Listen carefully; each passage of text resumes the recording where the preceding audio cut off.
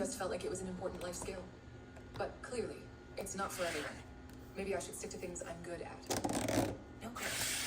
Even more interesting. What are you good at? Well, writing books, I guess. And then something clicked in my brain. The name Adam Barnett had sounded familiar when I first heard it, but now it came to me. This wasn't just some random guy. This guy was a New York Times best-selling author. He was a freaking celebrity. I had picked his latest book off the shelf at Barnes & Noble a couple of months ago and read the whole entire thing in a day. And now he was sitting in front of me. Of course, you already know your father is a celebrity. I bet at the point you're reading this, he has written 10 more #1 best-selling novels. But it was a revelation for me. I had always enjoyed my writing workshop classes in college, but I went a more practical route, as you know. I admired that this guy had gone for it. And what's more, he succeeded. Of course, he had talent coming out of his eyeballs. Oh my goodness. At this point, I had completely abandoned any attempt to be cool and sounded like a lame fangirl. All my sentences had multiple exclamation points at the end of them. You're Adam Barnett, the writer. I love your books. I'm such a huge fan. To his credit, his ears turned slightly pink. Well, thanks. Your books are so thrilling and suspenseful. Now I was gushing. How embarrassing. How do you think of all that? I mean, The Edge of Town was one of the best books I've read this year. I guess I always thought that the person who wrote it would be... There was no photo on the book jacket of Adam Barnett's best-selling suspense thriller. I remember that much, because I always check for things like that. When I'm reading a story, I like to know who is telling it. So when there was no photo, my mind came up with a picture on its own. I imagined a distinguished man with flowing silver hair, who always wore a suit. It was a far cry from the guy in jeans and a t-shirt, with thick chestnut hair and lines around his eyes, only then he smiled. His lips twitched. Would be what? I searched for a word that would be the least offensive. Older? So, I write like an old man? I started to correct myself, but then I realized he was smiling. He was teasing me, flirting with me. This sexy guy, sorry again, kids, who had written one of the best books I've ever experienced, was flirting with me. My head was starting to spin. Let me get you some up, I said. I will confess that after I left the room, instead of grabbing the suture material, I ran straight for the bathroom to do an inventory of my appearance. Thank heavens I chose to wear my fitted scrubs today instead of one of the baggy pairs that I wear when I'm bloated from PMS, or I just don't feel like being hit on by drunk guys. My blonde hair was pulled back into a messy bun in the back of my head, and I spent a good minute trying to decide if it was messy in a sexy way or messy in a sloppy way. Ultimately, I left my hair alone and just did a quick touch-up of my mascara and lipstick. I had to hand it to him. Adam was stoic when I sewed him up. An hour later, when I sewed up one of the frat guys, he cried like a baby. But your father took it like a man.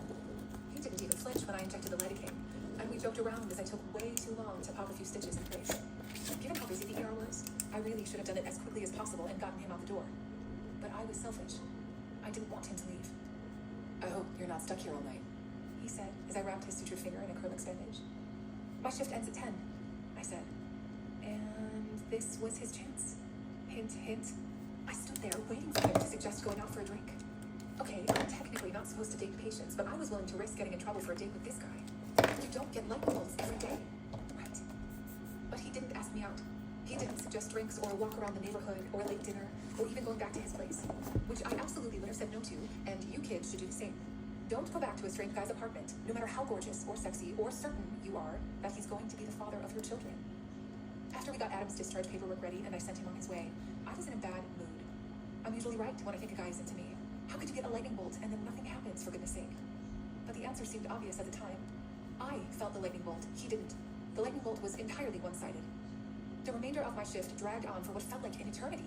All I wanted was to go home, take a nice hot shower to wash off the various smells of the emergency room, and try not to think about Adam Barnett. After a glass of wine, it wouldn't hurt quite as bad.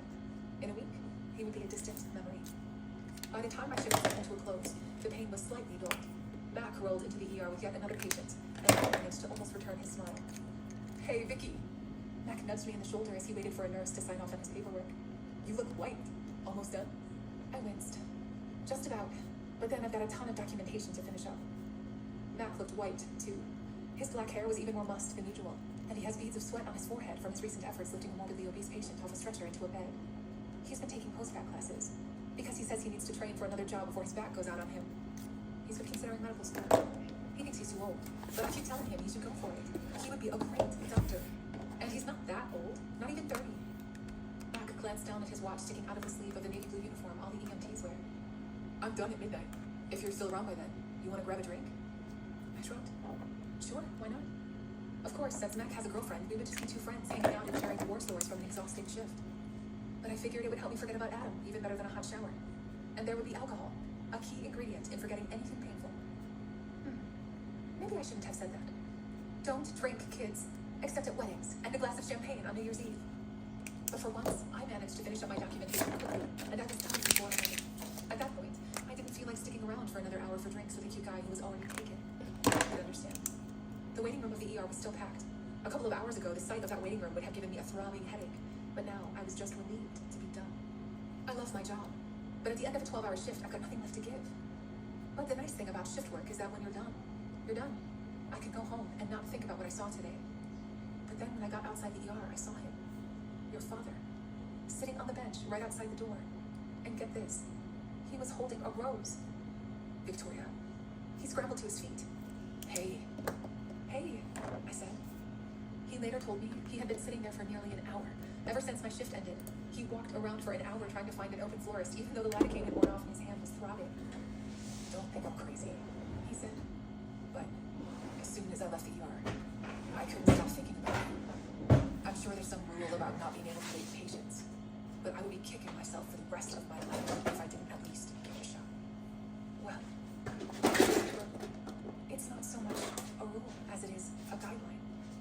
So, does that mean you'll come have a drink with me? That's right, future children. At the end of an exhausting ER shift, your father was waiting for me, and he gave me a rose, and we got a drink that turned into a late dinner, and then we walked around the city talking until the sun came up. He told me about how he backpacked through Europe the year after college, and stayed at youth hostels until he ran out of money, and then would sleep on the street because he didn't want to go home. He told me how in high school he used to sing in a country music a cappella group, but got kicked out because he couldn't carry a tune. He said his favorite movie is Pulp Fiction, and teased me when I said mine is Sweet Home Alabama, but promised to watch it. He told me that he's never cold, but he wears coats during the winter because everyone looks at him funny if he's got a t-shirt on in 30-degree weather. I told him that I'm always cold, and he said he would keep me warm and wrapped his arms around me. Then, just as the sun was peeking out from the horizon, he leaned in and kissed me for the first time. And oh my, I've never met anyone like him. He is such a great guy.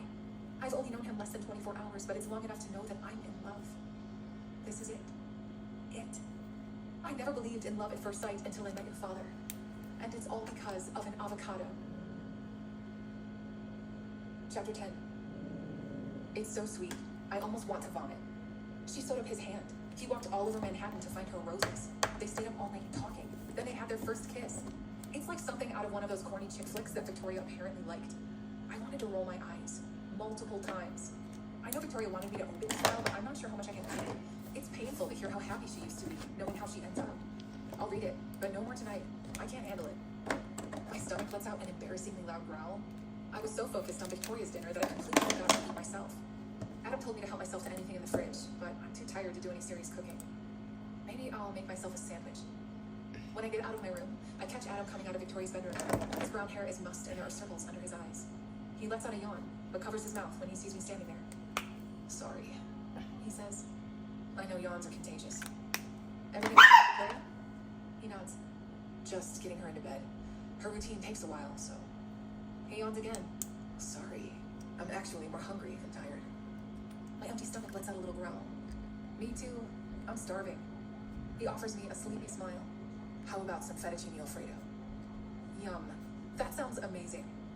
I follow Adam down to the kitchen, but my excitement is somewhat dampened when he pulls 2 boxes out of the freezer, featuring a photograph of a plastic container of fettuccine alfredo. He shoves one of them into the microwave and hits a button. He raises an eyebrow at me. You look disappointed. I thought you were cooking them from scratch, I admit. He laughs. Well, sorry. I used to cook a little, but not much these days. Right. Back when he was trying to cut open that avocado. It's just sort of funny, I comment. I mean, you live in this giant house and you've got a BMW, but you eat TV dinners. I would expect you to have a personal chef or something. You make me sound so bourgeoisie. I'm not like that. He reaches into one of the cupboards and pulls out a bottle of red wine. In spite of his protests about not being bourgeoisie, the wine looks really expensive. Want a glass? Sure. I could use a drink after the day I've had. I've always wondered what a $1,000 bottle of wine tastes like. $1,000 bottle of wine. Admit it, that's how much you paid for this, at least. Adam holds up the bottle and studies the drawing on the label. Actually, I have no idea how much we paid. Victoria bought it. Of course she did. This is Victoria's home, after all. She bought the wine, and she probably bought the corkscrew he's using to open the bottle, and the microwave he's using to heat our magnificent TV dinners. This woman had very expensive taste. It's okay if you spend a lot of money. I accept a brimming glass of wine. I respect that he didn't fill it up halfway.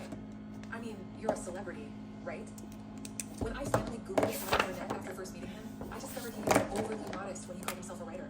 This guy has had 3 books that hit number 1 on the New York Times bestseller list. There are articles online that say he's one of the best modern writers of our time. The next Stephen King. This guy's a big shot. And apparently a bit of a recluse. He snorts and looks down at his own wine glass. He filled his up to the brim too. Not really. I wrote a few books that were a little popular. More than a little. Okay, very, but still. I'm not exactly Hugh Jackman. Actually, he's way better looking than Hugh Jackman, and I was a big Wolverine fan. I feel bad that I haven't read any of your books. I'm not much of a reader, to be honest. I bite my lip to keep from mentioning I was always a solid C student, and that was in a good year. I dropped out of high school, and although I did eventually get my GED, I never would have considered college, even if it were an option with everything else going on in my life. Adam looks like one of those guys for whom college was a given, and Victoria has an advanced degree. I'm glad you haven't read them, he says. The microwave dings, and he swaps out 1 box of fettuccine alfredo for the second. You're not going to believe me, but I hate it when people start gushing to me about my books. You're right, I don't believe it. His lips quirk up. Fine, I like it sometimes, but I never know if they mean it, or if they're just kissing my ass. I lean against the wall of the kitchen and something jabs me in the back. I turn around and notice a large dent in the wall. I run my fingers along it. The wall got dented when we were moving the refrigerator in. Adam drains the rest of the wine in his glass in one swig. I meant to get it fixed, but he doesn't have to finish that sentence. He picks up a bottle of wine and pours himself another glass. He tilts the bottle toward me. Another? I look down at my glass of wine, which I now realize is almost empty. Damn, I finished that quick. I look at the bottle and then at my handsome boss. I'm sorely tempted to say yes, but there's something about this place that makes me feel like I need to stay sober. No thanks. Adam nods and sticks the cork back in the bottle. This is my last one.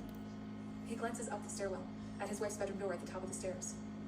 It's been rough this year. I can imagine. His eyes become cloudy and distant, the same way Victoria's were when she was gazing out the window. He runs a finger carelessly along the rim of the wine glass. She was pregnant, you know. I suck in a breath. Victoria? He drops his eyes. It was very early. We hadn't even told anyone yet. And obviously, she lost it when she... I clasped my hand over my mouth. Jesus Christ. Just when I think Adam and Victoria's story can't get any sadder, he throws in another little nugget. I'm so sorry, Adam. That must have been so hard. He nods wordlessly. No wonder he looks so defeated. He lost his wife and his unborn child in one swoop. After all, the only time I've ever seen Freddie cry was when he was sitting by my bed moments after the doctors told us I had miscarried our baby. But at least we had each other. I almost tell Adam all that, but I keep my mouth shut. I don't want this to be a competition of tragedies. If it is, he will win. Mine is bad. Really bad, but his is worse. Not only did he lose the baby, but there will never be another one. Even if Victoria could still get pregnant biologically, it's an ethical gray area. He'll never be a father now, whereas I still have a chance to move on. Just not with Freddie. Adam downs about half the second glass of wine in one gulp. It's okay, he says. It wasn't meant to be. I nod, not sure what else to say. He manages a tiny smile. I'm glad you're here, Sylvia. The truth is, it's a lot to manage. It's nice having help, and he glances around the vast expanse of space that makes up the living room and kitchen. And some company. Right. Well, I return his smile. I'm glad to be able to help. We just stare at each other for a moment. When the microwave beeps, I practically jump out of my skin. The truth is, I have no idea how Adam was living all alone in this massive house. It's so isolated here. If he wasn't in the room with me, I'd feel terrified. Even with him here, this place gives me the creeps. Tell you what, he says as he carefully pulls the plate from the microwave.